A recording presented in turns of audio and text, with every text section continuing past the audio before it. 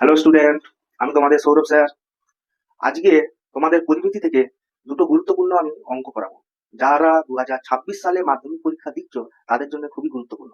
তোমরা দেখতে থাকো। অঙ্কটি কি বলেছে? একটি লম্ববৃত্তাকার চোঙ ও শঙ্কুর ভূমি দুটি সমান। দেখো, তাদের আয়তনের অনুপাত 3:2। প্রমাণ করো যে শঙ্কুর উচ্চতা চোঙের উচ্চতা দ্বিগুণ।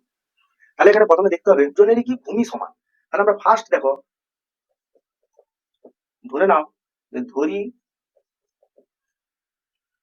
চোঙ ও শঙ্কুর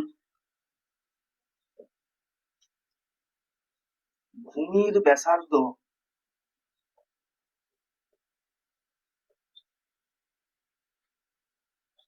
আর একক। এখানে কিছু একক বলা নাই, তাই জন্য আর একক লিখলাম।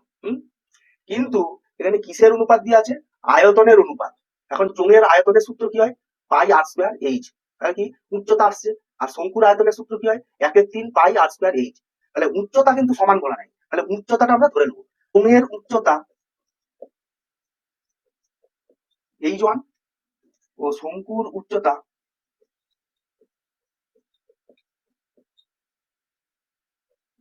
H2। আর প্রশ্নানুসারে দেখো এখানে কি বলেছে? আয়তনের অনুপাত 3:2।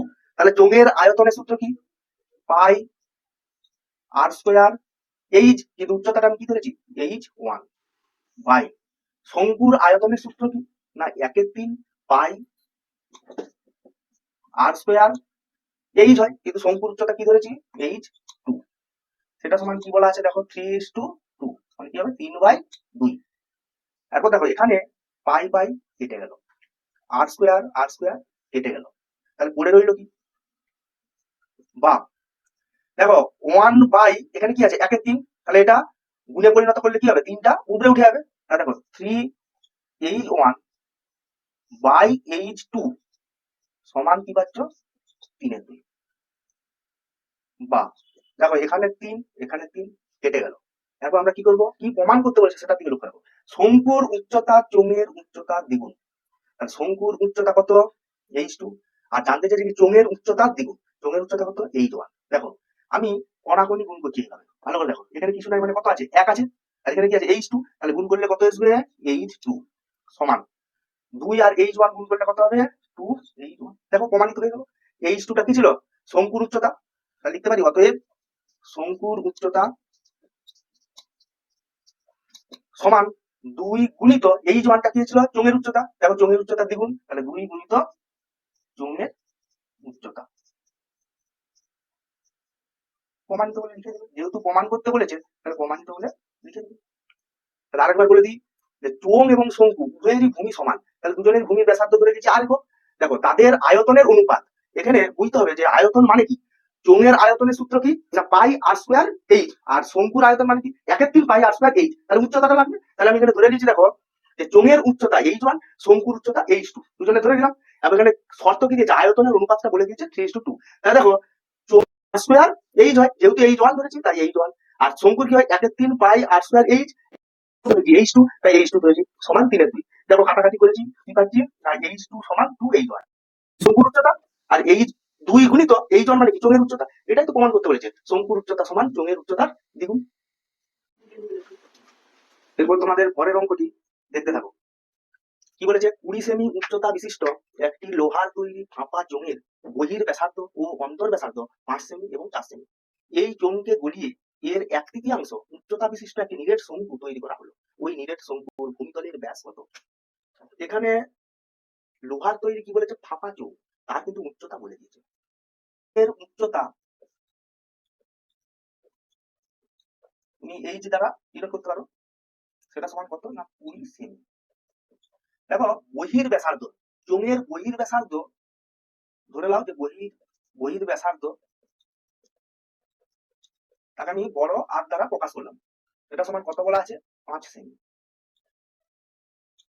অন্তর ব্যাসার্ধ ছোট আর দ্বারা প্রকাশ করলাম, এটা সমান কত বলা আছে? 4 সেমি। এখন দেখো এই যে বহির ব্যাসার্ধ অন্তর ব্যাসার্ধের মান দিয়ে দিয়েছে, কিন্তু চোঙটা কিসের? না লোহার তৈরি ফাঁপা চোঙ। চোঙটা কি বলেছে? না লোহার তৈরি ফাঁপা চোঙ। দেখো তাহলে চোঙটাতে লোহা কতটা আছে তোমাকে কি বার করতে হবে প্রথমে? চোঙটিতে লোহা কতটা আছে। লোহা কতটা থাকবে? না ওই যে বহির ব্যাসার্ধ যেটা বলা আছে, সেই বহির ব্যাসার্ধ বিশিষ্ট চোঙের আয়তন বিযুক্ত, তার থেকে তুমি বাদ দাও অন্তর ব্যাসার্ধ বিশিষ্ট চোঙের আয়তন। তা দুটো বাদ দিলে আমার কি বেরিয়ে যাবে? তোমার চোঙটিতে কতটা লোহা আছে। দেখো অতএব চোঙটিতে লোহা আছে বা লোহার পরিমাণ এইভাবে লিখতে পারো। সূত্র কি হয়? তাহলে দেখো বহির ব্যাসার্ধ বিশিষ্ট চোঙের আয়তন মানে কি হয়? পাই আর স্কোয়ার এইচ মাইনাস অন্তর ব্যাসার্ধ বিশিষ্ট চোঙটির আয়তন। তাহলে অন্তর ব্যাসার্ধ তাহলে কি হবে? পাই ছোট আর স্কোয়ার এইচ। বুঝা গেল? এখান থেকে দেখো কি কমন যাবে? পাই আর এইচ কমন যাবে। পড়ে থাকবে কত? আর স্কোয়ার মাইনাস ছোট আর স্কোয়ার। দেখো পাই এইচ এর মান প্রথমেই বলা আছে কত? না 20 সেমি। 20 লিখলাম। আর এর মান কত? না 5। তাহলে 5 এর স্কোয়ার। ছোট আর এর মান কত? 4। কত হবে? 4 এর স্কোয়ার। দেখো পাই 20, এটা দেখো 5 5 কত হয়? 25, আর এখানে কত হবে? 16। তাহলে পাই ইন্টু 20 ইন্টু বিয়োগ করলে কত হবে? 9। গুণ করে দাও 180 পাই। তাহলে এটা আমি কি বার করলাম? না একক কি আছে? সেমি। তাহলে চোঙটিতে লোহার পরিমাণ মানে অ্যাকচুয়ালি আয়তন। তাহলে এখানে কি হবে? ঘন সেমি। কি হবে? ঘন সেমি। দেখো তাহলে চোঙটিতে লোহার পরিমাণ কি হলো? 180 পাই ঘন সেমি। এরপর দেখো কি বলেছে যে ওই চোঙকে গলিয়ে এর 1/3 উচ্চতা বিশিষ্ট একটি শঙ্কু তৈরি করা হলো। ওই শঙ্কুর ভূমিতলের ব্যাস কত? তাহলে আমরা সবসময় ব্যাসার্ধ ধরে নিই। তাহলে ধরি শঙ্কুর ভূমিতলের ব্যাসার্ধ x সেমি। ধরি শঙ্কুর ভূমিতলের ব্যাসার্ধ x সেমি। এটা ধরে নিতে পারি। এরপর দেখো শঙ্কুর উচ্চতা মানে কি? চোঙের উচ্চতার 1/3, কারণ 1/3 মানে কি? 1/3।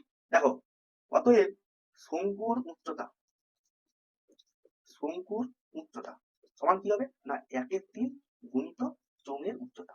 1/3 গুণিত চোঙের উচ্চতা। আর এখানে একটা জিনিস বুঝতে হবে। দেখো বলছে এই চোঙকে গলিয়ে এর 1/3 উচ্চতা বিশিষ্ট শঙ্কু তৈরি করা। মানে এর বলতে কার? ওই চোঙটির 1/3 উচ্চতা। তাহলে চোঙের 1/3 মানে কি?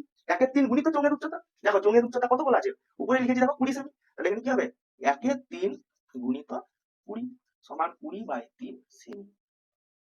এরপর তুমি এই যে চোঙটিতে লোহার পরিমাণ যেমন বার করেছি, সেরকম শঙ্কুটিতে লোহার পরিমাণ বার করবো। মানে কি? শঙ্কুটির আয়তন বার করতে হবে। দেখো শঙ্কুটিতে লোহার পরিমাণ মানে 1/3 পাই আর স্কোয়ার। এখানে ব্যাসার্ধ কত ধরেছি? এক্স। তাহলে এক্স স্কোয়ার এইচ। এইচ মানে কত? 20/3 সমান। দেখো একটু গুণ করে দাও। পাই আর এখানে 20 এক্স স্কোয়ার, আর নিচে দেখো 3 3 9। তাহলে কি লিখবে? 20 পাই এক্স স্কোয়ার আর এদিকে 3 3 9 ঘন সেমি। দেখো প্রশ্নানুসারে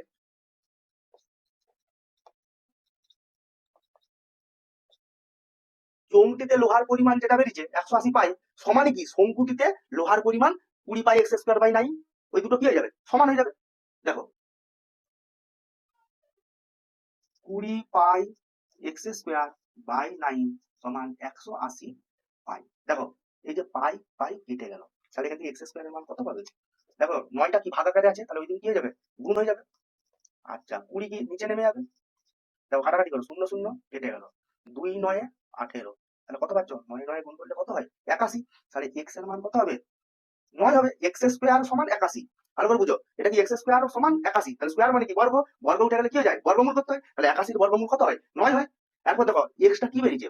ভূমিতলের ব্যাসার্ধ। দেখো কি ধরেছি আমরা? ব্যাসার্ধ এক্স সেমি, কিন্তু অঙ্কে কি জানতে চাইছে? ব্যাস কত। তাহলে অতএব ব্যাস সমান কি হয়? না ব্যাস ব্যাসার্ধের দ্বিগুণ। তাহলে 2 গুণিত 9 সমান কত হবে? 18 সেমি। তোমরা যারা এই অঙ্কটি বুঝতে না পারবে আবার আমাকে কমেন্টসে জানাবে, আমি আবার পুনরায় রিপিট করবো।